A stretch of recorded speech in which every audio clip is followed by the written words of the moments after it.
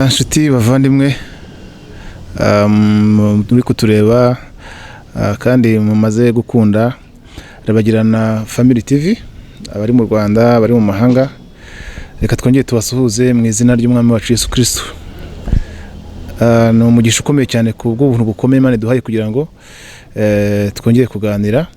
Uyu munsi rero mu by'ukuri turi mu minsi ya nyuma y'umwaka, ndetse isi yose ubu nguri kwitegura iri mu minsi ya Noheli ndetse no gusoza umwaka wa 2020. Umwaka wa 2020 umwaka utarabashije kugenda neza abatuye isi, ariko mu by'ukuri nizere ko kubana b'Imana mumeze neza. Mumeze neza kuko umuririmbyi yaravuze ngo no mu byago nzaririmba ndamahoro. Kubera iki? Kuko abana b'Imana nyine bafite andi mategeko abagenga, andi mategeko abayobora. Hari ijambo dukunze cyane ryo muri Yesaya 60 avuga ngo byukura bagirane kuko umucyo wawuje ubwiza bw'Uwiteka bukabukurasiye. Bakavuga ngo umwijima w'icuraburindi uzatwikira amahanga, ngo ariko woweho uzabyukana kurabagirana, ndetse n'abami bazagana umucyo wawe. Rero tugeze mu minsi nk'uko dukunze kwivuga, iyi ni iminsi y'ibiremwa bishya, ni iminsi yo kwishura ku bana b'Imana. Rero haba ibibazo bitoroshye, ariko twizire ko Imana yarabarinze. Rero bari mu Rwanda mwese, abari mu mahanga mukundi televiziyo, reka rwose dukomeze twifurize ibihe byiza, kandi tubabwira ngo Noheli nziza. Rero reka twisegureho gatoya, ubundi iki kiganiro kiba cyaranyuzeho mbere ya Noheli, naho cyateguwe, ariko hari utubazo tekinike twaje kuvukamo. Ubwo rero nta kibazo, n'ubundi iminsi ya Noheli iracyahari kandi turi gusoza umwaka. Muzafashwa kandi muzagira ibihe byiza ubwo mukomeza kumva aya masomo. Ariko ikintu kimwe cyo nababwira nuko dukwiye guhindura imyumvire. Kenshi cyane hari igihe imihango idutwara ugasanga nyine Noheli bumvise ko ari ukubyina, bumvise ko ari ukunywa bagasinda, bumvise ko ari ukujya mu madini bakaririmba bakagira gute. Bamwe rwose ugasanga bari kuriza utwana, bariza utwana ukumva ngo umwana ngo yavutse. Ariko reka tubabwire ngo Yesu Kristo umunsi tubabwira ni umwami, kandi tugiye kubereka isomo rikomeye umunsi. Ni nawe Mana ikomeye, ni nawe Mana y'ukuri. Yesaya yabivuzeho ubwo yamurebaga yavutse yamba umubiri. Ubundi muri cya gitabo cy'Imana y'ukuri, cya gitabo gikomeye twanditse, nanashimiye Imana yuko iki gitabo cyasohotse muri 2020. Benshi cyane hagiye babari ibintu bibi byabaye muri uyu mwaka, ariko turashima Imana ko Imana yahaye impano itorero. Akoze Imana mumenye dufite impano Imana duhaye cya gitabo. Cyane gitabo cy'impano ikomeye cyane u Rwanda rwahawe, yani impano ikomeye Afrika, kuko harimo hishirwa rikomeye rigiye kuzana impinduka nziza cyane mu buzima bw'u Rwanda, Afrika n'isi yose, mu buryo bw'umwuka no mu buryo bugaragara. Imana ishimwe cyane. Rero iyo Mana y'ukuri twavuze ni yihe? Yesaya niwe muntu wagiye uhanura cyane, hari n'abandi bahanuzi bagiye bahanura ibya Yesu, ariko Yesaya yamuvuze mu buryo bukomeye cyane. Nk'iyo tubonye igice cya 9 bavuga ngo, wenda reka twite dusoma umurongo wa 5, havuga ngo nuko umwana yatuvukiye duhawe umwana w'umuhungu, ubutware buzaba ku bitugu bye, azitwa igitangaza, umujyanama, Imana ikomeye, Data wa twese, uhoraho, umwami w'amahoro. Gutegeka kwe n'amahoro bizagwira ku ntebe ya Dawidi n'ubwami bwe bitagira iherezo, kugira ngo bikomeze bishyikirize guca imanza zitabera no gukiranuka uhereye none ukageza iteka ryose. Yesaya yavuze amagambo akomeye cyane bavandimwe. Yaravuze ngo hari umwana watuvukiye, ariko nimujye ngo n'umwana nk'abandi bose usanzwe. Umwana wavutse w'umuhungu wambaye umubiri. Tubisona neza muri cya gitabo uburyo turaza kwisobemera abantu, uburyo ubundi izina ry'Imana y'ukuri ari Yahwe. Ari Yahwe. Ariko Yahwe yaje kwambara umubiri, ahita yitwa Yehoshua. Harimo amazina abiri ya Yahwe na Shua, bivuga ngo Imana yaje gukiza abantu. Rero nibyo Yesaya yavuze 7:14, avuga ngo dore umwari azasama inda azabyara umwana azitwa Emmanuel, bivuze ngo Imana iri kumwe natwe. Icyo nshaka kuvuga ni kirere bavandimwe, ibi ni bikomeye cyane. Noheri uyu munsi icyo dushaka kubasobanura kugira ngo umwami w'icyubahiro kuvukira muri wivuze iki? Reka avukire mu mitima y'abantu umunsi kuba atari bamuzi, bamenye ko ari we Mana nyine, batamufata nk'agahinja. Azitwa igitangaza, umujyanama, Imana ikomeye. Nigeze kuganira n'abantu rimwe bahakana ubumana bwa Yesu, kuko ngira ngo ni debate zatangiye muri za 325. Iriya nama yabereye Iniseya mu Butaliyani, ubwo umwami Constantine ni wari uyoboye, harimo aba bishops bese bavuye mu mpande zitandukanye. Ngira ngo hari ibice bitandukanye byarimo bigwanya, niho debate zo kurwanya umwana bwa Yesu Kristo zatangiye. Hari umwe rero aba mu gipande gihakana umwana bwa Yesu wambwiye ngo Yesu ngo ni Imana. Ngira ngo twaye mu cyongereza ngo he is God, but he is not a mighty God. Nibwo naje kubumbura biramwe kantu henshi cyane. Hano bavuga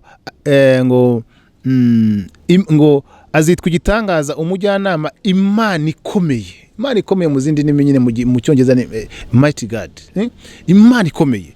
Ahangaha ngo data wa twese uhoraho.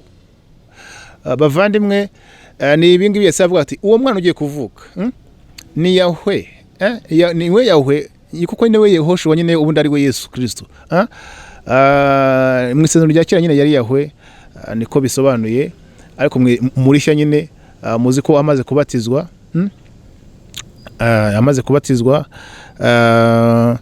nibwo yabaye Mesiya. Wa Yehoshua rero ahinduka Hamashiya, sibyo? Ari we Yesu Kristo mu Kinyarwanda. Bavandimwe rero, ibi biratangaje cyane. Imyaka imaze kuba myinshi cyane abantu bazi Yesu ngo nagahinja, ariko tugiye kubereka mu isomo riri imbere uburyo Yesu Kristo ari wihishuriye Mose, ni wihishuriye Abrahamu, ni wihishuriye ba Ezekiel, ni wihishuriye bande, ni we wagaragaye ari Uwiteka Nyiringabo, ni Uwiteka Nyiringabo, nta yindi Mana iriho. Rero bavandimwe, igihe kirageza abantu bamenye ko Yesu Kristo ari umwami. Nicyo tugiye kubasobanurira iyo Noheri uyu munsi, umwami w'icyubahiro. Mumenye Yesu, mumuvane mu mpinja, mumuvane mu cyo, mumenye ko niwe mwami, niwe uganje, niwe nyirizina rihebuje, izina ry'icyubahiro. Rero bavandimwe, si ukumenya gutyo ngo ni Imana gusa, ahubwo kuko Imana yamba mubiri kwara kugira ngo ibone urubyaro. Igihe cyageze kugira ngo idini bavandimwe ridushiremo mumenye ngo ikiremwa, umwana w'Imana ninde? Ni ikiremwa gishya cyabyawe n'Imana, gifite bwa buzima bw'Imana. Impamvu Imana yamba mubiri kwara kugira ngo natwe iduhe ubuzima bwayo. Umuntu abo mubiri mu buryo bw'umubiri, ariko imbere afite ubuzima na kamere by'Imana, afite ubuzima bw'Imana, afite gukenerwa kw'Imana. Ibyo biremwa bishya nibyo Imana ikeneye muri iyi minsi ya nyuma. Impamvu bivuga ngo Kristo muri twebwe, Abakolosayi 1:27, ngo Kristo muri twebwe niwe byiringiro by'ubwiza. Igihe cyageze kugira ngo isi shining, nkuko iyi televiziyo ivuga, isi shining. Ishining iki? Ishining cyacyoro cy'Imana, bwa bwiza bw'Imana, kwa gukenuka kwayo, wa mwuzuro wayo. Niyo Noheri y'ukuri turi kwifuriza. Reka dukomeze n'uri kiganiro nkuko mugiye kubona na mugenzi wanjye muri iki kiganiro, kandi murafashwa, muragira ibihe byiza, murakoze cyane. Reka dukomeze. Urabona mu kinyejana cya 4, ubundi nk'uko dukunze kubisobanura kandi tuzanabivuga neza, buriya umunsi twagiye ku mateka y'itorero uhereye ku kinyejana cya mbere nyine, nyuma ya Yesu Kristo, icyagiye amaze kuvuka umunsi, nibwo kinyejana cya mbere gitangira, cya nyuma ya Yesu Kristo. Kiragiye Yesu uzi ko yashinze itorero rye. Yego. Itorero ryari rimeze neza, rifite doctrine yayisigiye, nibwo buzima intumwa zakoreyemo zikorana n'Umwuka Wera. Yego. Ariko hari ikibazo cyaje kuvuka mu kinyejana cya 4 sasa gitangiye. Rero kinyejana cya 4 gitangiye tuzerekana ubuyobe bwavutse. Ahantu bumva abitwa abadosete, abitwa abebioniste, abitwa abanyostisizime, abitwa ikindi byose tuzabisobanura kuko biri hano mu gitabo. Ni muvoma zagiye zivuka z'abantu benshi cyane, ariko reka tubwano byari bibyawe n'iki. Ikintu cyabibyaye ni bwa ni cya kibazo cyavutse mu kinyejana cya 4 cyuko ubukristo bwafashwe bugashyirwa ku mico ya kera y'Ababuloni na Misiri ya kera, niyo Egiputa ya kera, na bura bwami gutyo bw'Abamede n'Abaperesi gutyo, n'ubugiriki bwa kera. Ibyo ngibyo wa muco niho waje gufatwa ngo ubishingiro by'ubukristo. None sasa rero birangira abantu bamwe basa nkaho bahumutse, ariko ubukristo buvugwa ko turuzi busa nk'ubwa Misiri ya kera nk'ubwa Babuloni. Ati ibi bintu wamugane si ibintu byakoreshejwe kugira ngo bibashe kuyobora isi. Niyo mpamvu rero hajya havuka hanyuma abitwa intiti bajya basesengura. None hari ibintu baje guhuza rero. Nabaje twavuga ko ari mu gihe cy'umwijima cyari gitangiye. Ni Dark Age. Ubundi icyo bita amateka y'itoro ari ya church cyangwa se itoro rya mbere ya itoro primitive rimwe ryari rifite umwimerere wa Kristo. No guhera mu kinyejana cya mbere kugeza mu cya gatatu. Rero guhera mu cya kane gusubiza hejuru kugeza mu cya 16. Iyo bayita muri Moyen Age cyangwa se Middle Age ariyo periode y'umwijima cyangwa cy'umwijima. Sasa rero nyuma rero y'iriya myaka cyane ngira ngo guhera mu kinyejana cya 19 ubundi cya 19 niho hatangiye no kwandika abanditsi rero nibo batangiye kwaduka dore ko no kwandika nibwo bisa nkaho byari bitangiye kugira abanditsi nibwo bavumbutse batangira kwandika rero noneho bagenda bahuza bafata nk'Imana mu Misiri ya kera. Twavuze hari nk'iyo twavuze yitwa Osiris yari Imana ikomeye mu Misiri ikagira nyine ngo umugore wayo witwaga reka dusome nkangawe nk'ibya Horasi. Horasi ni Imana mu muco w'abanyamisiri muri Egiputa ya kera. Mu gihe cya kera mu mateka ya Egiputa bayitaga Her cyangwa se Heru cyangwa se Hor. Iyi yari Imana ndi kubisoma mu gitabo cyitwa Imana y'ukuri n'Imana y'iki gihe kuba batakizi. Iyi yari Imana yo hejuru ikaba yari Imana ngo ikomeye y'izuba. Amateka avuga ko Horasi yari Imana yo mu myaka 3000 mbere y'ivuka rya Yesu Kristo. Bivuga ko yavutse ku itariki 25 z'ukwezi kwa 12 ibyagwa n'umukobwa ngo w'isugi witwaga Isis, ise wa Horasi witwaga Osiris. Sasa rero aba bantu baje kwandika amateka babashyiramo baje kwifata neza babihuza n'iki n'ivuka rya Yesu Kristo. Uri kumva ariko none ugasanga hari Imana zimwe mu by'ukuri za kiragihe zizihizwaga amavuka kuri ya tariki 25 z'ukwezi kwa 12. Sasa rero nk'Imana Horasi handi Imana yitwa Tamuzi ariyo Dumuzi. Bonetse nk'abantu basomye muri Ezekiel 8 umurongo wa 13 no 14 aravuga ngo arongera arambwira ati uraza kubona ibindi bizira bakora maze njyana ku rugi rw'irembo ry'inzu y'Uwiteka gerekeye ikasikazi nuko mbona abagore bicaye baborogera Tamuzi. Aha muri Ezekiel 8 umurongo wa 13 na 14.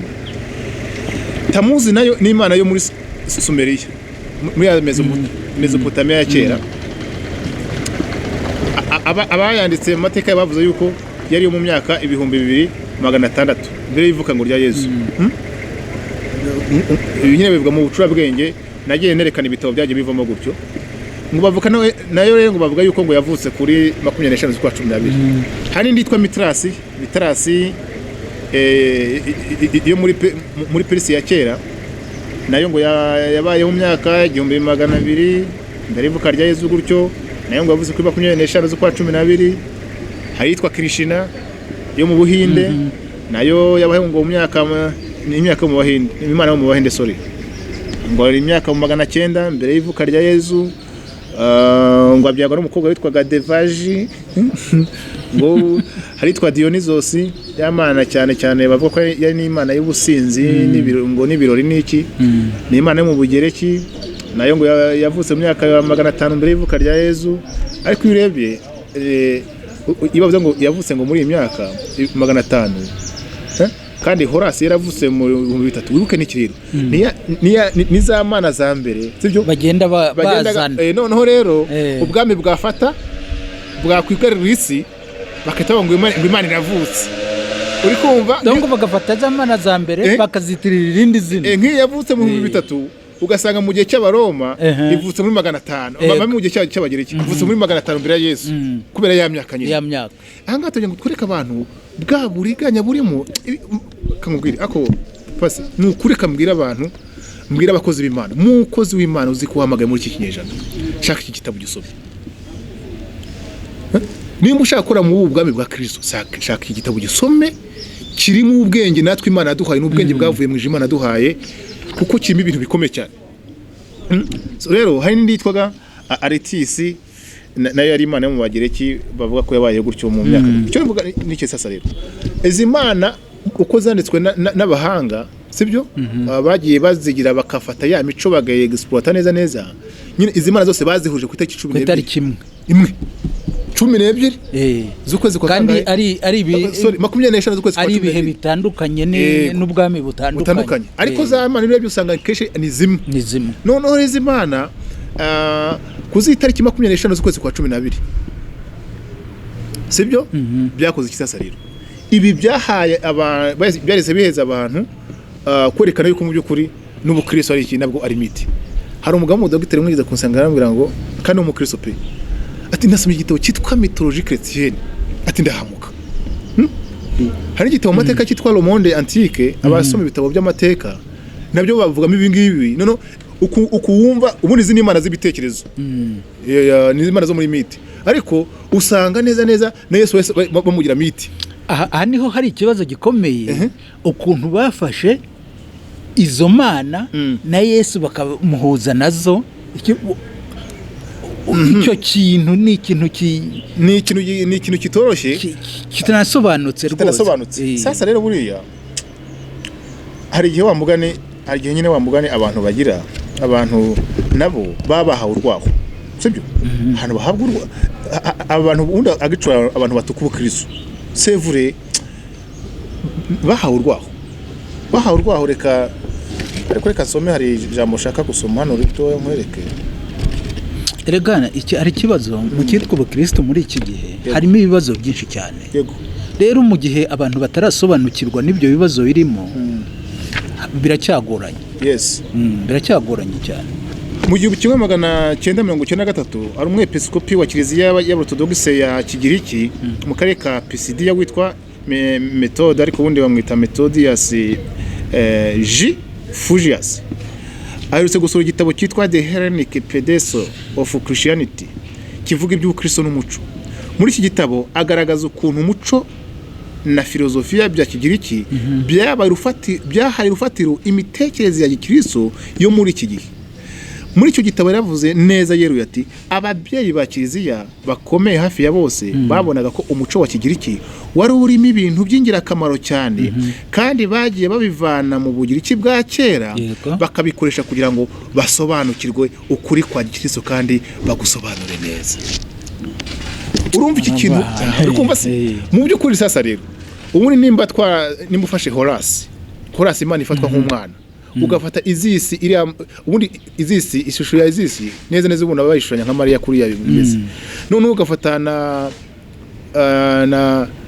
navuze Izisi umeze nk'umubyeyi ukikiye akana ugafata Horace ari we ukikiye nk'umwana Yezu wavutse agafata na Osiris nk'umugabo neza uzumve babandi bahakana na bya bindi byadutse mu Rwanda byo guhakana ntuze nibyo bavuga ati urebe ko bafashe ibintu bateruye muri Misiri yacu ya kera bakaza bakabiduha ngo tugire Tumuga make bafashe ibintu by'abapagani sasa rero ubundi kubavuga sasa rero ubundi ubwami bwayoboye mu kinyejana cya 4 bwa Roma mu by'ukuri bavuga yuko ngo bafashe ngo ubukristo bavuga n'ubupagani bamucanganyiko nka kimwe cyo mu Rwanda cyavuze ngo Kristo ngo ndahazwa munatanga somera n'ubundi hari haba ikibazo gikomeye yo ngo urabona kiriya gihe abakristo bari bamerewe nabi bahigwa noneho ngo haza gutanga ihumure noneho bafata ibintu by'abapagani n'iby'itorero nyaryo barabihuza. Sasa rero iki gitabo ni hamwe twavuze yasomo by'ubushize ati umuntu amadini agiye avuka ati iryo humure ryo ryaje ryari rihe se umuntu byari ihumure nk'ihumure aho niho hari ikibazo gikomeye kuko twebwe turi abantu b'umwuka ntabwo tuba twaje gukina n'ibintu bisanzwe tuba turi kufasha nuko isi tugomba kuvuga ubutumwa bwiza kuko ntabwo tuzayirambamo dufite hane turi kujya rero tugomba kuvuga ukuri nkuko twaguhawe. Rero muvandimwe icyo ndikuvuga niki twemwe dusasira iki twemwe dusasira cyakini nk'ungu muri Noheli abantu benshi cyane bazaseka abantu bari guserebura muri kusenga neza muri kubya Mitrasi Mitrasi nawe yavuze kuri izo tariki Krishna yavuze kuri izo tariki ntuza zamana zose twamaze gusoma reka tubwire abantu ngo ubundi François ngewe muri iki gitabo nacukumbuye hari isomo nacukumbuyemo ntari bujyemo nagiye nifashisha ibintu byinshi cyane bitandukanye byo wone se urebye period Yesu yavukiyemo abantu ibikorwa byarimo bikorwa icyo gihe harimo amabarura sibyo yakorwaga kirima yari hari yose yagengaga ibihe ubundi urebye usanga Yesu yavutse mu cyumweru cya mbere cy'ukwezi kwa 10 nibyo bisore mu gitabo bishaka yavutse mu cyumweru cya mbere cy'ukwezi kwa 10 ntabwo Yesu yavutse ku itariki 10 z'ukwa 12 yavutse mu cyumweru cya mbere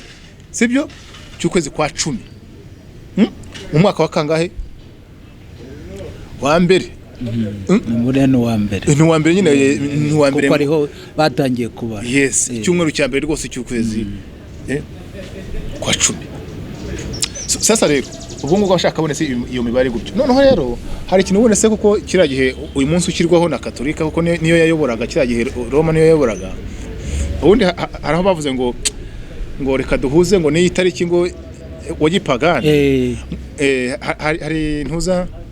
hari inkoranyamagambo imwe ivuga yitwa Encyclopedia Britannica naje kubisobanuramo hano yavuze ngo ababyeyi bakize bavuze ngo dufashe uyu munsi pagani ba celebrating izimana zabo basengaga izuba ngo ari umunsi w'izuba bundi buri iri atariki yes cyane turaza ko no ku ndashya cy'umuro bakizeho none baravuze ngo uyu munsi tukizeho gahora n'uyu nguyu ati byafasha abapagani nabo kwita bisaga mu Kristo muri make ngo tufate niba ajya kureba bya bigirwamana bahita basanga turi kuramya no umukiza wavutse bitume ngo bya bigirwamana bijya gutegwa bizimye none navugaga rero bafashe ibintu by'abapagani bavanga n'iby'itorero noneho hano ubumve niba ufashe amazi meza ukavanga n'ibiziba none se bibyara iki ariko hagataho rero sasa rero ikintu nivugira n'ikingiki kuba wone se umunsi twafata wose Yesu niwe mwami niwe nyiri byose ibindi bamagara ko bavuze ngo bigirwamana ntacyo bivuze ntacyo biricyo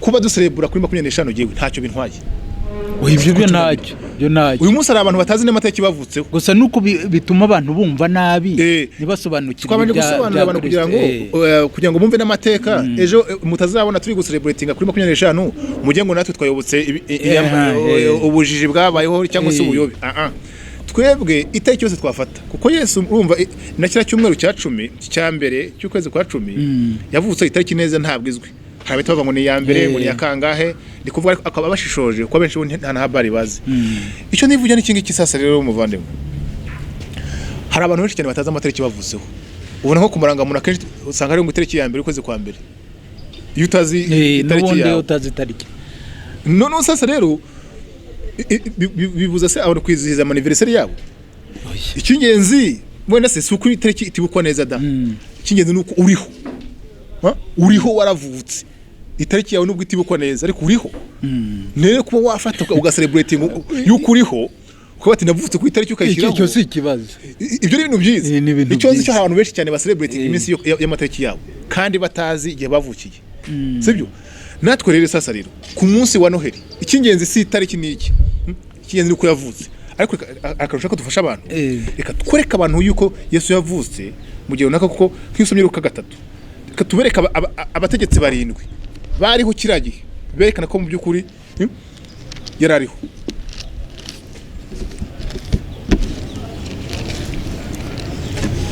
Luka 3 manuko mu mwaka wa 15 wo ku ngoma ya Kaisari Tiberio ubwo Poncio Pilato yari umutegeka w'Iyudaya onye utangire nuko mu mwaka wa 15 sorry gatowe cyo gufasha abantu tubereka uburyo mu by'ukuri hari abayobozi barindwi bari urana kiragihe ubwami bwari wari neje wundi burazwi sibyo twereka abantu yuko mu by'ukuri kiragihe abayobozi barindwi bari bariho Yesu avuka nuko mu mwaka wa 15 urumva no mwaka wa 15 wo ku ngoma ya Kaisari Tiberio uri kumva iyi ni ngoma nyine ya Roma ubwo Poncio Pilato uwa mbere ni Kaisari Tiberio ubwo Poncio Pilato ni wa kabiri yari umutegeka w'Iyudaya na Herode nawe ni wa gatatu umwami w'Galilaya na Filipo mwene se Filipo wa kane ari umwami wa Ituraya w'igihugu cyitira Koniti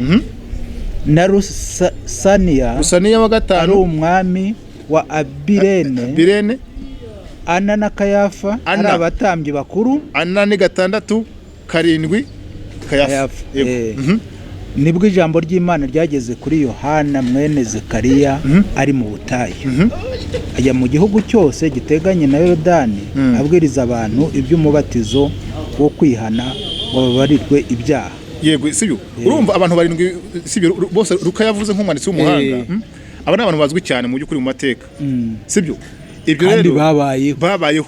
Kira gihe hari mu mwaka wa 29. Uri kumva? Kira gihe aba bayoboraga mu mwaka wa 29. None sasa rero ubundi nk'iki gitabo tutatwerekana wa mugani cya kisekuru cya Mariya n'icya Yosefu bihurira hehe. Aha ngaha twacukumbuємо ivuka rya Yesu Kristo. Actually turi kuvuga n'iki sasa rero nuko umwami wavutse, Yesu yavutse mu gihe sibyo uzi ko Yohana niwe wamubatije, niwe wamutegurije, niwe wageze gute. Rero n'ivuka rye twerekana byinshi cyane mu hano. Rero hari bihamye byinshi cyane hari n'ibitabo bindi twagiye dusesenguramo hano by'abayahudi sibyo bo mu gihe cya Yesu Kristo baje kwandika bahamya ukubaho kwa Yesu Kristo, uburyo yabayeho, aho yanyuze n'iki n'ibitabo twagiye kuranirwa gato kwa Bibiliya turi kubwira babahakanye babashaka kuvuga ngo Yesu nawe ni imite n'iki abashaka badasoma kino gitabo. Francois rero icyo turi kwivugira iki tugarutse sasa rero twanya ngo dusase icyo dushaka kuvuga. Yesu Kristo yaravutse, ariko kuvuka kwe niki bivuze iki kuri twebwe? Somera ba Yesaya 9.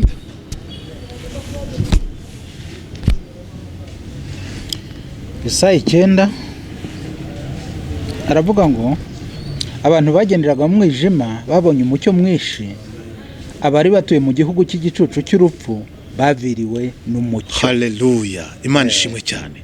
Wow. Abantu bagendaga mu mwijima babonye umucyo mwinshi, abari batuye mu gihugu cy'igicucu cy'urupfu baviriwe n'umucyo. Imana ishimwe cyane. Uyu mucyo mwinshi uri kuvuga bavande mwese bavuze ngo naje ndi umucyo w'isi, isi yari umwijima ariko nje ntibamenye.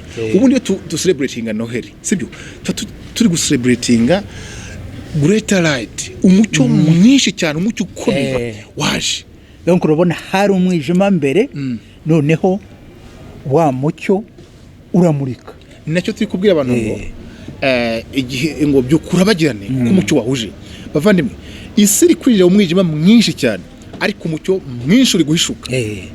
Rero reka Noheli tubikwifuza natwe tuvuga ngo reka ngwino umucyo mwinshi, na umucyo kurasire. Francois uburyo umucyo ni kiriro akenshi n'uburyo n'umucyo mwinshi nukumenya nukurasirwa nyine wa mugani ubwenge bwacu bukaba umwijima bukagira mu mucyo nyine witangaza kuko burya kenshi burya umucyo usobanura ubwenge buvuga light nkuko burya ubujiji buvuga darkness umwijima ko muri wowe iyo mu bwonko bwawe iyo harasi iyo habona ureba buri ahantu nko muri bise barabudikiwe ntibari kubona ahisi iri kugana ariko abana b'umucyo turi kubareba tuguwe neza. Rero nakwifuza ko Noheli yawe iki gihe wakubera umucyo mwinshi. Reka iyi minsi kubera iminsi y'umucyo yo kumenya ngo isi iri kuva iri kujya hehe, tugeze kuri he saha, ejo hazaza hameze gate. Niyo Noheli igenda kukwifuriza kuko hano imbere twavuze ko hagiye kwintu bikomeye cyane. Umwijima ugiye kuba mwinshi, isi igiye gukubitika. Twarabonye ko Imana iri kugeganyeza ariko kandi rero hari n'umucyo mwinshi cyane. Umucyo kuko byabiremwa bishye, byabiremwa by'ijuru, babana b'Imana isumba byose bagiye kwigaragaza, bagiye gushuka. Erega Noheli nkuko tuyivuga ntikabe ibintu by'ibirori gusa, hajye hagaragara impinduka mu bantu mu buryo bw'umwuka. Abantu bagiye kubona impinduka kandi ikomeye cyane. Sasa rero umurongo w'9 avuga ngo umurongo w'9 sorry 5 umurongo wa 5 ngo nuko umwana yatuvukiye duhawe umwana w'umuhungu, ubutware buzaba ku bitugu bye, azitwa igitangaza, umujyanama, Imana ikomeye, data wa twese, uhoraho, umwami w'amahoro. Yego, ngo nuko umwana yatuvukiye duhawe umwana w'umuhungu, ubutware buzaba. Iri jambo abantu bararizi ariko reka mbaye nongere nanjye mbafashe akantu gato gakomeye cyane. Ngo nuko umwana yatuvukiye, umwana duhawe umwana w'umuhungu. Yesaya yavuze ngo ubutware buzaba ku bitugu bye. Icyambere ikindi azitwa igitangaza, umujyanama. Uri kumva Imana ikomeye ahangaha niho bikomereye rero. ubu tugiye guhishira Imana y'ukuri sasa gatoya kuko niyo noheri dushaka guha abantu. Urumva wa mwana ahindutse Imana. Yesu ari kuvuga ati mwitonde, uyu mwana ugiye kuvuka ni Imana ikomeye, uyu mwana ugiye kuvuka niwe data wa twese, my God, uhoraho. Nubwo mwumva ngo ni umuhungu, ngo ni umwana w'umuhungu, ni umwana, munamenye yuko uwo mwana uvutse ubundi yakisa umwana gusa, none ngo birangiye ari nawe data wa twese uhoraho. Data wa twese uhoraho, umwami w'amahoro. Hari amagambo abiri nshaka twivugiramo. Niwe Mana igize gute ikomeye, niwe data wa twese igize gute uhoraho. Reka tubwire abantu ikintu abantu batari bazi mu tuzahushira mu Mana y'ukuri. Francois tugiye gutangaza ibintu bikomeye. Ubundi agicora Imana y'ukuri nta yindi ni Yesu Kristo. Reka tubwire amagambo akomeye. Subira inyuma gatoya, Yesaya umaze kuvuga ibi ngibi. Umva ikintu yavuze muri 6 cyagiye yabonaga Uwiteka Nyiringabo. Hasome mu ukuntu havuga.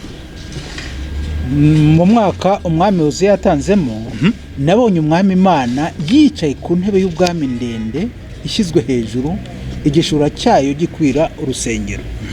Kabiri, abaserafi bari bahagaze hejuru yayo, umuserafi wese afite amababa 6. Abiri yatwikirizaga mu maso he, yandi abiri yatwikirizaga ibirenge bye, ayandi abiri yarayagurukishaga. Umwe avuga ijwi rirenga abwira mugenzi we asingiza ati, Uwiteka Nyiringabo arera, arera, arera, isi yose yuzuye icyubahiro cye. 4, imfatiro z'irebe ry'umuryango zinyeganyezwa n'ijwi ry'uwavuze ijwi rirenga, inzu yose yuzura umwotsi. 5, maze ndamvuga nti ni ishyano, ndapfuye we, kuko ndi umunyaminwa yanduye, kandi ntuye hagati y'ubwoko bufite iminwa yanduye. Kandi amaso yanjye abonye umwami Uwiteka Nyiringabo. Yego. Kandi amaso yanjye abonye umwami Uwiteka Nyiringabo. Reka tubwire sasa rero. Uyu mu mwaka umwami uziyatanzemo, nabonye umwami yicaye ku ntebe y'ubwami ndende, sibyo? Ubundi intebe y'ubwami ndende muri gitabo twarisobanuye uko imeze. Umuserafi wese afite amababa 6. Ubundi intebe igoswe n'ibizima, igoswe n'abakuru 24. None uyicaye rero yitwa Uwiteka Nyiringabo. Rero Yesaya yamubonye yagize gute? Yavugije induru ati ndapfuye. Mbonye ishyano. Kuko mbonye iki? Ndapfuye kuko ndi umunyaminwa yanduye, kandi nk'abantu hagati y'ubwoko bufite iminwa yanduye, kandi amaso yanjye abonye umwami Uwiteka Nyiringabo. Uwiteka Nyiringabo. Bavandem, reka tubashe ibintu bikomeye cyane. Uyu mwami Uwiteka Nyiringabo Yesaya yabonye mu isezerano rya kera. Ninde? Twavuze ko umunsi twatangiye guhishura Imana y'ukuri hari ibintu bikomeye bizaba mu isi. Ndebera Yohana bice 12:41.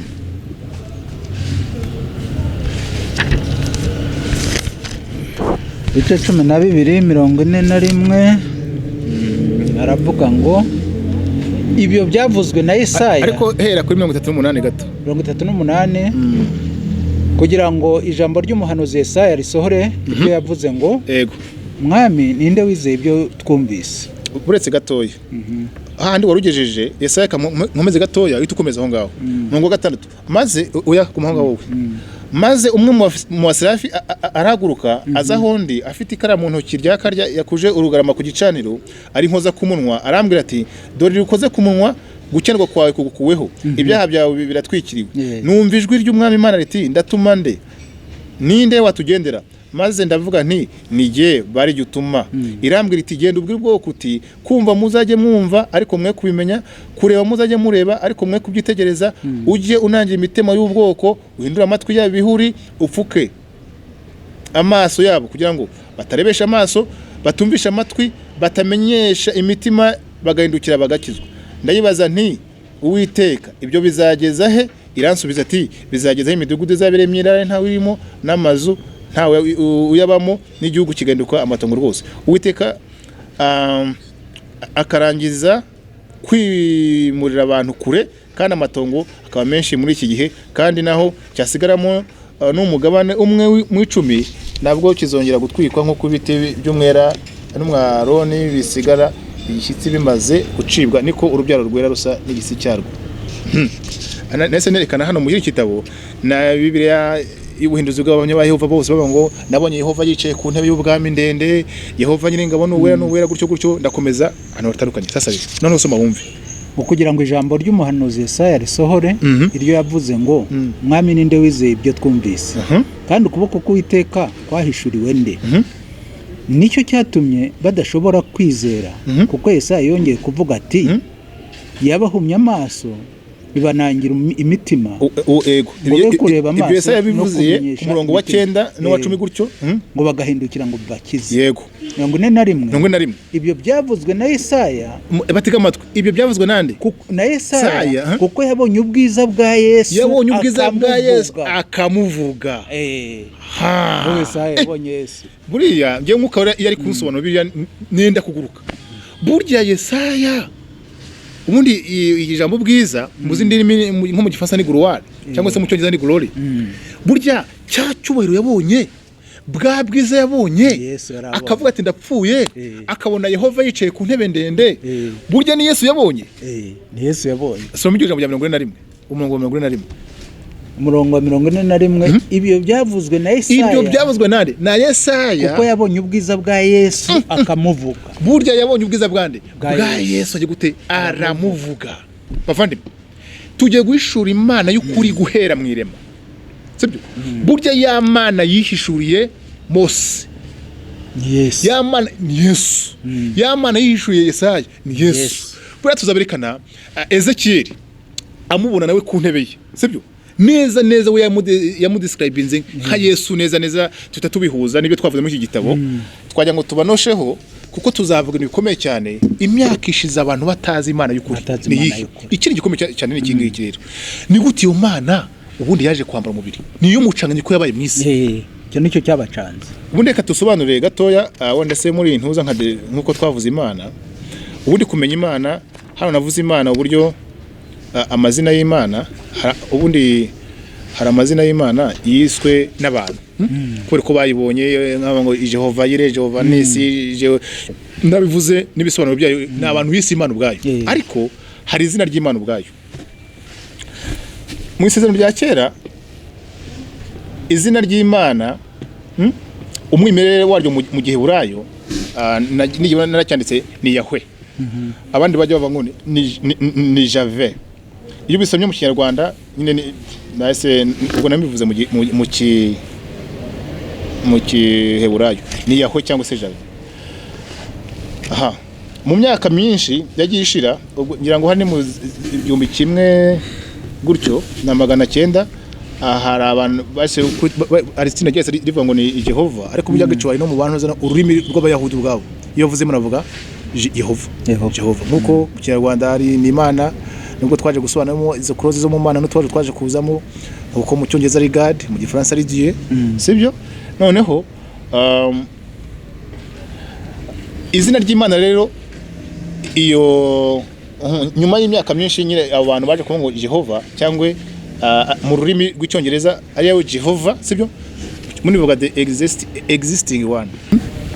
None sasa rero iri zina ry'Imana ry'igihe burayo sibyo riva ku nshinga yitwa kuba ariho nasoma ngo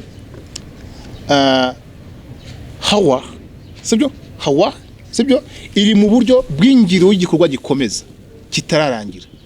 Urukumva inshinga ubwayo bivuze ko iriho iteka ryose kandi ariyo irema ikanabeshaho byose. None ugasanga mu by'ukuri izina ry'Imana bivuze Uwiteka. Wayahwe iyo dusonoye nko mu Kinyarwanda niwe Uwiteka. Nta gitangaje kuba ubwo Imana yabwiraga Mose yaramubwiye iti nitwa Uwiteka. Bikomoka kuri yashinga kuba cya gikorwa gikomeza. Niho ndiho nyine cyangwa se Uwiteka uhoraho. Yes. Ari okay. Oh my God. Ariyo mpamvu Imana yakomeje yisobanura Mose imubwiye iti nduwo ndiwe ndiwe bivuga kuri iyo nshinga y'igihe burayo bikabyara izina iki Uwiteka. Izina ry'Imana rero ni Yahwe, ariyo mu kinyarwanda bita Uwiteka. Abantu batega amatwi, niwe Yahwe, ariwe Uwiteka. ngira ngo ibi nibyo Yesu yabwiye bambe Imana nyine niwe Yesu yabwiye Mose mu kuva cyagiye Mose ari kubaza ngo kuntumye muri Egiputa hari imana byinshi cyane, za zindi twavuze zose za Amon, za Ra, za zimwe twavuze za Ezirisi, za Horasi, zose niho zabaga, n'izindi mana nyinshi cyane za Hapi ngo z'amazi, byose birimo hano kuko twacukumbura imyemerere n'izi mana. Mose yavuze ngo Imana ningira mbabwira ngo witwa nde, zaba ko witwa nde, yagenda mbabwira ko ari nduntumwe.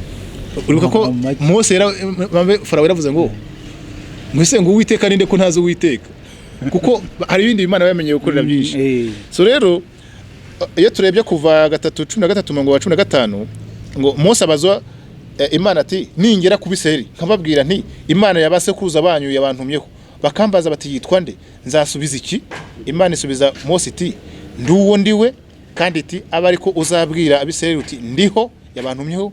Kandi Imana ibwira Mose iti aba ariko uzabwira Abisirayeli iti Uwiteka Imana yabasokuruza banyu, Imana ya Aburahamu, Imana ya Isaka, Imana ya Yakobo yabantumyeho, iryo niryo zina ryanjye iteka ryose.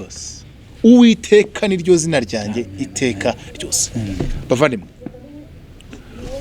reka dukomeze kugira ngo bitaza kugira hano hari indi mirongo myinshi cyane Brands asobanura close ya nyine ya Yehova, impamvu wese yamamara n'iryo tsinda ikaryamamaza, kandi yavuze Uwiteka niki nubwo Yehova nano bivuga ngo existing one, ndiho uriho. None sasa rero François, Imana yishuriye abatubanje ba Aburahamu n'abandi bose yuko ari ndiho Uwiteka. Ngira ngo hari mu isezerano rishya rero Yahwe ari Uwiteka yaje kuza mu isi kubana n'abantu inyuze mu mwari Mariya. Ibi byari byarahanuwe n'umuhanuzi Yesaya ibice 7:14 byaje gusohorera muri Matayo 1:23 hava ngo dore umwami azasama inda kandi azabyara umuhungu azitwa Emmanuel, risobanura ngo Imana iri kumwe natwe. Kankomeze, yaje ari Imana 100% ariko izayi n'umuntu 100%, nkuko byari byarahanuwe mu isezerano rishya. Iza yitwa Yesu, izina Yesu rikomoka mu gihe burayo. None abantu babyumve rero wa Yahwe Uwiteka mu isezerano rishya n'indi izina rye nirihe. Bavandimwe rero kuba turi kubasobanurira ibi byose niki ni kugira ngo Noheli y'umwaka imitekerereze yawe ihinduke, we kumva yuko Yesu ari akana kavutse, ni Imana ubwayo yambaye umubiri, sibyo? François mukanya utegurira ahantu hitwa Timotheo wa mbere 3:13, ariko reka ndangize iyi page nemo basoma iki gitabo cy'Imana y'ukuri, Imana y'ikigika. Izina Yesu aryo Yehoshua risobanuye ngo Yahwe n'umukiza, kuko yaje mu isi gukiza inyoko muntu icyaha, nkuko bigaragara muri Matayo 1:21. Ni Imana rije gukiza umuntu akaga k'icyaha cyazanywe na Satani ndetse n'ingaruka zacyo. Muri make izina Yesu ni Imana mu isi yaje gukiza. Amaze kubatizwa na Yohana agiye gutangira inshingano ze yitwa Mesiya wasizwe, nkuko byari byarahanuwe ari we Kristo mu gihe Heburayo bita Hamashiya, basoma Hamashiya nyine mu kinyarwanda. Rero Yeshua Hamashiya ni Yesu Kristo. Uyu munsi izina ry'Imana mu kinyarwanda ni Yesu Kristo. François kamwe kamwe bita badusomera cyangwa reka masome ko mbifitemo hano. Yesaya none bura Yesaya yavuze ibintu bikomeye cyane mu isezerano rya kera 45 umurongo wa 22-23 yari yaravuze ngo uku niko Uwiteka yaravuze ngo ni mu mpugukire mukizwe mwaba ari ku mpera z'isimwe mwese, kuko ari jye Mana nta yindi iriho. Ndirahiye ijambo rivuye mu kanwa kanjye niryo jambo rikiranuka ritazavuguruzwa, yuko amavi yose azapfukamira, indimi zose zikaba ari jyewe jya gute zirahira. Uri kumva? Noneho nk'iri jambo dusomye hano muri Yesaya, wowe uhita usomera muri mu Filipi 2:10-11. Umva ukuntu bavuga. Filipi 2:10 aravuga ngo kugira ngo amavi yose apfukame mu izina rya Yesu yego, ari ay'ibyo mu ijuru cyangwa ay'ibyo mu isi cyangwa ay'ibyo munsi y'isi, ngo kandi indimi zose zihamye ko Yesu Kristo ari Uwiteka, ngo Imana Data wa twese ihimbazwe. Nkunda intumwa, reba umwuka wari muri Yohana cyagiye reka ati Yesaya yabonye ubwiza bwa Yesu aramuvuga. Reba na Paulo nawe hano ari kuvuga ngo nk'ibyo usomye aho ngaho mu Filipi neza neza ni ubuhanuzi bwa Yesaya bwari mu busohora ngo ni wa mwuka umwe ni Imana imwe. Yaravuze muri Yesaya ngo kugira ngo amavi yose apfukame mu izina sorry ngo ni mu mpugukire kugira ngo mukizwe mwabari ku mpera z'isi mwe kugira ngo kuko ari je Mana nta yindi baho. Ndirahiye ijambo rivuye mu kanwa kanje niryo jambo ricyanuka itazavuguruzwa yuko amavi yose azapfukama indimi zose zikaba rigije zirahiye. Birangira rero hano bavuze ngo kugira ngo amavi yose apfukame mu izina rya Yesu wa Uwiteka, ngo nta yindi Mana iriho, ndirahiriye sibyo yuko amavi yose azapfukama mu izina ry'Uwiteka. Birangiye nyine Paul kuvuga ngo amavi yose apfukamwe iki mu izina rya Yesu, noneho hasi ari ibyo mu ijuru cyangwa ibyo mu isi, sibyo, kandi n'indimi zose zihamye yuko Yesu Kristo ari inde, ari Uwiteka. My God, ibintu biri too much.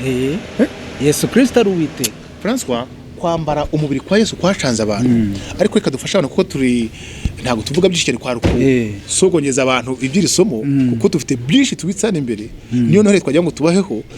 Timotheo wa 3:16 tuvuga ngo 16 aravuga ngo sugushidikanya, sugushidikanya ubwira bw'Imana burakomeye cyane. Ubwira bw'Imana burakomeye cyane koko.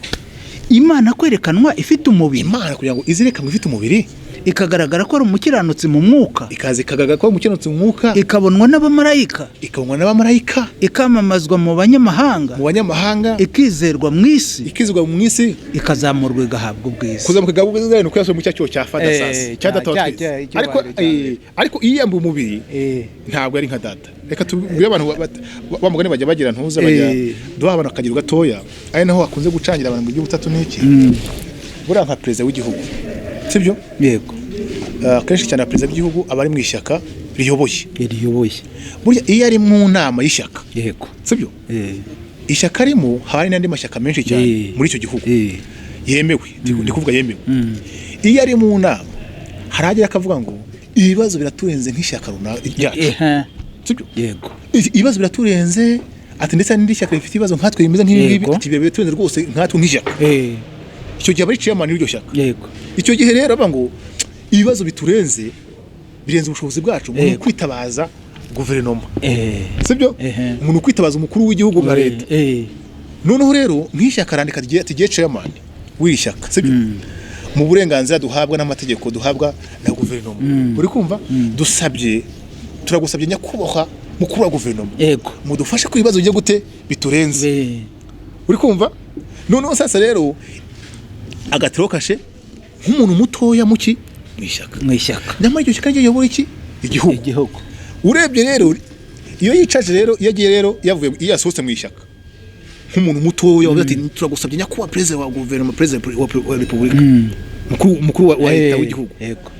Iyo yicaye ahagariye guverinoma aravuga ngo hari ishyaka hariya hano dufite ishyaka n'ingiri Munyose yafite hano, ati ishyaka mbona ryararetse ridusaba ngo turike muri ibibazo runaka. Urumva hariya yasabye, none haragize gute niwe gutanga ibisubizo, niwe gutanga ibisubizo. Ari we kuze gucangira abantu ngo nose ngo ko tuvuze ngo Yesu wasaba ngo data muri iki gikundekesheje, ngovuga ngo data ko twuvuze ngo ntuza ngo data avuga ngo mwana wanjye ngo ndaguhamirije, ati iyo filime ni bwo kuki ibi tubyumva. Iyo chairman w'ishyaka ari wiwe n'igihugu iyo ari mu ishyaka rye aba ari nk'umwana, yego, sibyo? Yandikira asaba nde yisaba kandi asaba umuri hejuru, biterwa na position yo guti ahagazemo. Ibi rero nimba no mu bantu birumvikana nkanswe noneho twatanga ingero nyinshi cyane. Uwo president wa republika abari n'umukuru wa famille, twebwe nk'dufasha nk'umukuru wacu w'igihugu yigeze guhagarana na Afurika yose, iriya ntuza ya Afurika, uri kumva? Iyo ari mu rwa iyo Afurika, uri kumva? Avuga nk'uyu wa Afurika yose yayobora nk'uw'igihugu gutyo, none akaza no mu ishyaka, uri kumva ni umuntu umwe ufite pose zize guteza zitandukanye ugasanga hamwe yanditse asaba kandi ari we wisaba position ariko byose bigira uko bigira none akagenda na cya kibazo akaba ari ugikemura niyo jambo ndi kuvuga rero ubu muntu bwa Yesu ubundi bwacanze abantu turi gusoza ariko bavane muri rero Yesu Kristo niwe Imana niwe witeka kuko tuzabibereka sibyo reka turi kugira ibintu biryoshye cyane nitwinjira mu bubwiro bwa Yesu Kristo nk'iyo urebye nko mu isano rya kera no kwihuta ko turi gusoza Yesaya 44:6 Uwiteka umwami wa Isirayeli Uwiteka nyiringabo umucunguzi we aravuga ati ndi uwa mbere kandi ndi uw'imperuka kandi nta yindi Imana ibaho itari njye uko ari kwivuga nyumvira ko Yesu yivuze mu byahishuri 1:17-18 ngo mubonye nnyo mwikubita imbere nk'upfuye anshyiraho ukuboko kw'iburyo arambwira ati witinya ndi uwa mbere uri kumva asoma byandi bya Yesaya ari kwivuga mwese avugaga hari Yesaya avugaga muri Yesaya avuga nk'Uwiteka nyiringabo hano ari kwivuga nka Yesu rero ndi uwa mbere kandi ndi uw'imperuka kandi nduhoraho icyakora nene napfuye ariko none dore mpora witeka ryose kandi mfite imfunguzo z'urupfu n'ikuzimu bavana iki gitabo kirakomeye ndi kugira inama abakozi b'Imana umuntu uzi ngo uhagarariye abantu runaka wasomye igitabo gikomeye cyane kimwe ibintu biremereye Imana izanye isi mu kino gihe cyo turi kuvuga rero Uwiteka agiye kwishura François agiye kwishura mu buryo bukomeye cyane my god ibintu biri too much mwisezerano rya kiravuga ngo ninde wabikoze akabisohoza agategeka ibihe uhereye mbere na mbere ni njye Uwiteka uwa mbere n'uw'imperuka ndiwe ni Yesaya 41:4 ngo nyumva Yakobo we Isirayeli nahamagaye ndiwe ndi uwa mbere kandi ndi uw'imperuka 48:12 Yesu rero ibyashuri muri akaba ngo ndi Alpha na Omega itangiro n'iherezo ni kumwa Imana ivuga iriho kandi yahozeho kandi izahoraho arishobora byose sasa rero François ari mbere ko dusoza wenda se somera nka Abaroma 9:5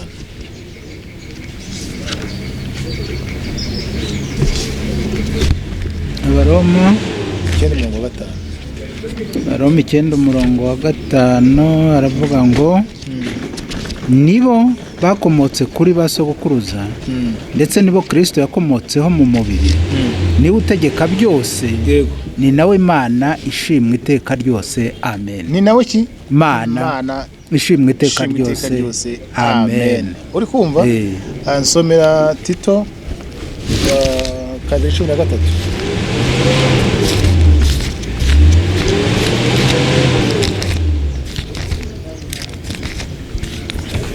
Tito 2:13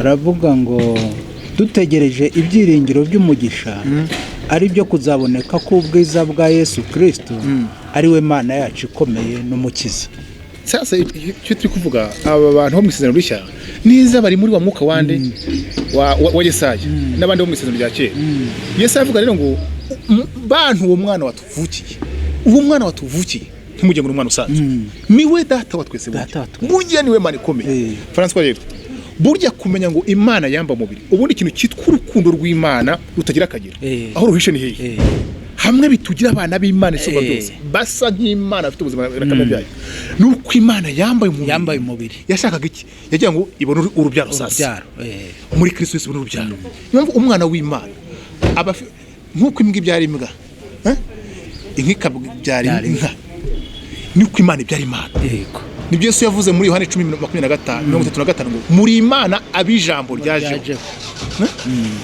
muri Imana abijambo ryaje gute ryaje rero Noheli bavanywe bifuza ni igihe buratubanosheje akano gatoya tugiye guhishura Imana y'ukuri bura tuzavuga intebe yayo sasa tuvuga imirimo yayo uko Yesu yavuze ngo icyubahiro cye kizahishuka bose bakibonera kandi abantu bose bazakibonera rimwe bavandimwe Satani mu yakoresheje uburyo akoresha ibintu bitandukanye by'isi bitabo birandikwa byafashe Yesu bimugira akana bimugira mite biramusuzugura nyamara Yesu ni Uwiteka Paulo irivuga ngo indimi zose zive ku Yesu Kristo Uwiteka n'amavi yose apfukame muri iryo zina rya Yesu ari gusohoza ibyo Yesu yagize gute yavuze igihe kirageze kugira ngo sibyo ukuri kumenyekane bavandimwe batwabaga ubumana bwa Yesu gatoya iki gitabo kirimo ngo Imana y'ukuri urebye igice kimwe ni ukuvanaho abantu igitwikirizo cya kibariho bakamenya Imana y'ukuri. Iyo Yesaya yabonye akikubita hasi, iyo tuvuga ibintu byose sasa rero bura tuzasobanura ibintu bikomeye, umenye ngo ubutatu niki, wamugana imwe bicanga abantu, ubundi agaciro Imana ni imwe. Buriya rero impamvu havutse amadini menshi cyane ni ibintu bicanga abantu ngo by'ubutatu bamwe ngo ni Imana eshatu, abantu ngo niki, ugasanga byabacanze. Noheri rero tukwifuza n'iki sasa rero ni uyu mucyo wo kumenya Imana y'ukuri. Iyo Yesu yavuze ngo muzapfana ibyaha byanyu kuko mutamye ko ndiho ari ge ndiho, nimutamye ko burya Imana muzapfana iki ibyaha byanyu. Ibyo birumvikana buriya tuzanasonera abantu avuga ngo mugene mubatize abantu mu izina rya Data, izina ry'Umwana, izina ry'Umwuka wera. Urashaka kuvuga iki? Hagacu Data si izina, ntabwo ari izina. Oya. Umwana se ni izina? Oya. Umwuka wera ni izina? Ntabwo ari izina. Iryo zina yaje kurisobanura mu byakozwe n'intumwa bati ngira ngo ni 10 byakozwe 10:47 ngo Petero ategeka abantu bari bizeye ku bwa Korneliyo ngo abatika ngo mubatizwe mu izina rya Yesu Kristo. Nshaka kuvuga iki sasa rero nuko Abakolosayi 2:9 bavuga ngo muri we nimo kuzura k'Imana kuri Data, ubudata, ubumwana, Umwuka wera, byose biri muri Kristo Yesu, muri riya zina. Ni izina rikomeye. Bavandimwe rero kumenya Imana y'ukuri muri iki gihe ntabwo buzagira. Abantu kuba bari kujugumira muri no minsi babona kana bakagira ubwoba, ntabwo bayishira umwami w'abantu, ntibamenye Imana y'ukuri. Buriya tuje kweshira Imana y'ukuri. Imana y'ukuri no kwitandukanya n'iki n'Imana y'ikinyoma. Imana y'ukuri sibyo ni Yesu Kristo wamba mu mubiri. Imana y'ikinyoma ni Satani wigize Imana. Buriya rero twanavuga ko kuri ababatiza ngo ndakubatije ku izina rya Data n'ry'Umwana n'ry'Umwuka wera, bagahita bakudubika. Ubundi bakavuza iryo zina ubwo mu by'ukuri ntububatije. Ariko rero hano rero harimo ibintu byinshi cyane tuzerekana nk'uwo mubatizo wa Mugani, harimo ibintu byinshi cyane.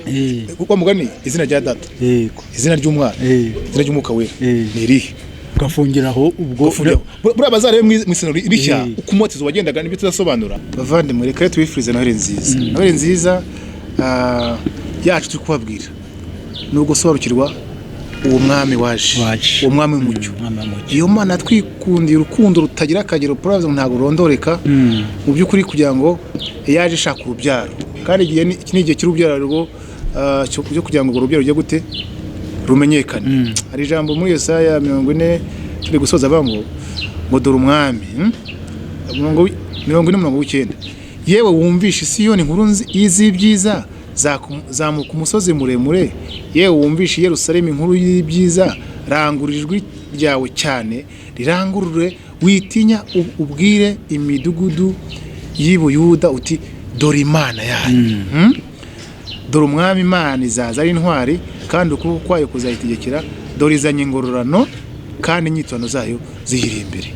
Uje wumvisha abatuye isi inkuru nziza, yewe wumvisha abanyarwanda inkuru nziza, n'ibyo turi kuvuga ati dore Imana yanyu. Bavandimwe Noheri nziza ni iki?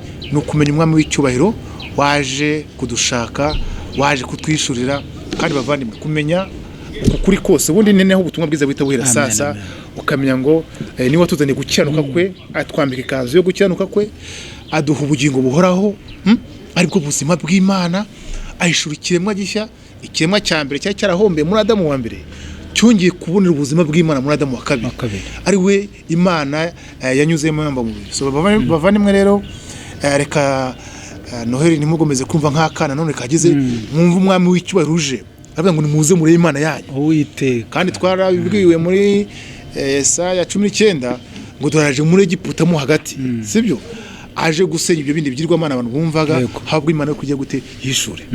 François rero ngira ngo ni umunezero no kuri kumenya Imana y'ukuri. Ariko tuvuze gatoya, urumva igitabo kinini cyane ni kinini, tuzavuga byinshi. Abantu bareke ko filozofi ziri kubangiza, bareke imigani y'abantu, bareke ibintu bitagize, bareke imyizerere y'ibinyoma. Igihe cy'ukuri kirageze cyo kumenya ukuri. Amen. Nakwifuriza abantu Noheri nziza rwose, umucyo mwinshi kuri bose. Abari mu mwijima umucyo mwinshi uraturase. No kuri tugoye neza rero, kandi ni intangiriro, kandi bavanywe turabasabiye rwose iminsi mike yisigaye kugira ngo kurangire babere myiza, muhagarare mu ijambo, muhagarare mu mucyo, bizaba byiza. Mugubwe neza n'imiryango yanyu, abari mu Rwanda, ari mu mahanga, mugire byiza, mugire noheri nziza, umwami w'icyubahiro noneho arasa imitima yanyu, mu shining murabagirane, nibyo Rabagirana Family TV bifurije.